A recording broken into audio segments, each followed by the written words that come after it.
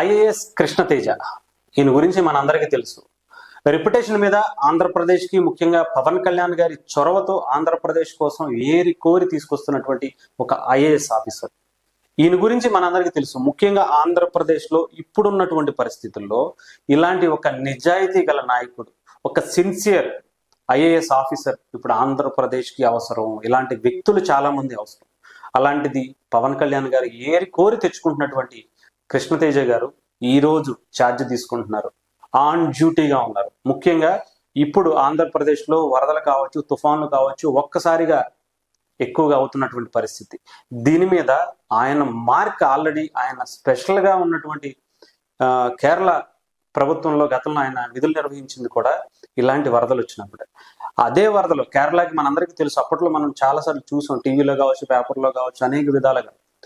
కేరళలో వరదలు వచ్చినప్పుడు ఆయన నిలబడి ఎంత ఫాస్ట్గా అక్కడ ఉన్నటువంటి ప్రాణాలను కాపాడాడంటే ప్రపంచంలో ఎవరూ చేయలేనంతగా చాలా హ్యాపీగా, ముందు చెప్పాలంటే ఎంతో మంది ప్రాణాలను నిలబెట్టి అంత ఫాస్ట్గా వాళ్ళందరినీ అలర్ట్ చేసి, ఆర్మీని కావచ్చు, ఎన్డీఆర్ఎఫ్ సంబంధించిన వాళ్ళు కావచ్చు, ముఖ్యంగా అక్కడ ఉన్నటువంటి జాలర్లందరినీ మోటివేట్ చేసి, మీరు రావాలి, మీరు బయటకు వస్తేనే చాలా మంది ప్రాణాలు కాపాడుతాం, మీరు వస్తేనే బాగుంటుందని చెప్పి వాళ్ళని ఒక మోటివేట్ చేసి బయటకు తీసుకొచ్చి ఎంతో మంది ప్రాణాలు కాపాడేలాగా దాని మీద ఒక డాక్యుమెంటరీ కూడా కేరళ తీసిందంటే దానికి ముఖ్య కారణమైనటువంటి వ్యక్తి కృష్ణతేజ గారు.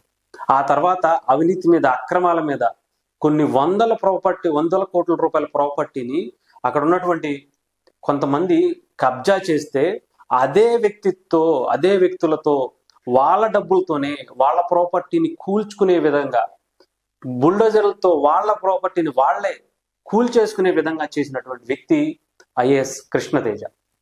ఇప్పుడు ఆన్ డ్యూటీకి ఆయన ఈరోజు ఛార్జ్ తీసుకోబోతున్నట్టుగా తెలుస్తుంది ఆంధ్రప్రదేశ్కి. ఇప్పుడున్నటువంటి పరిస్థితుల్లో పవన్ కళ్యాణ్ గారికి ఒక అద్భుతమైనటువంటి వెపన్ దొరికితే, మనం ఈ మధ్యన చాలా సినిమాల్లో చూసాం, యుద్ధం కోసం ఆయుధాలు అంతటా అవే వస్తాయని.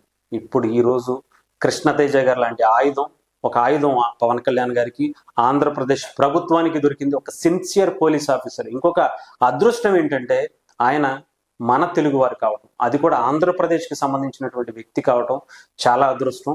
ఆయన ఆంధ్రప్రదేశ్ స్థితిగతుల గురించి చాలా అధ్యయనం చేసినటువంటి వ్యక్తి. ఆయన ఇప్పుడు ఆంధ్రప్రదేశ్కి ఒక ఆశా జ్యోతిలాగా, ఒక ముఖ్యంగా పవన్ కళ్యాణ్ గారు తీసుకున్నటువంటి గ్రామీణ అభివృద్ధి శాఖలకు సంబంధించి ఒక కొత్త ఒరవడిని తీసుకురావచ్చేందుకు ఆయన కృషి చేస్తారని చెప్పి అనుకుందాం. ఇక ఆయన ఆన్ డ్యూటీలో ఎలాంటి అద్భుతాలు చేస్తారో ఇప్పటి వరకు కేరళ కేడర్కి సంబంధించినటువంటి కేరళలోనే ఆయన వర్క్ చూసాం. ఇప్పుడు ఆంధ్రప్రదేశ్లో ఏరి కోరి పవన్ కళ్యాణ్ గారు తెచ్చుకున్నటువంటి ఒక వెపన్ని ఎలా యూజ్ చేస్తారనేది కూడా చూద్దాం.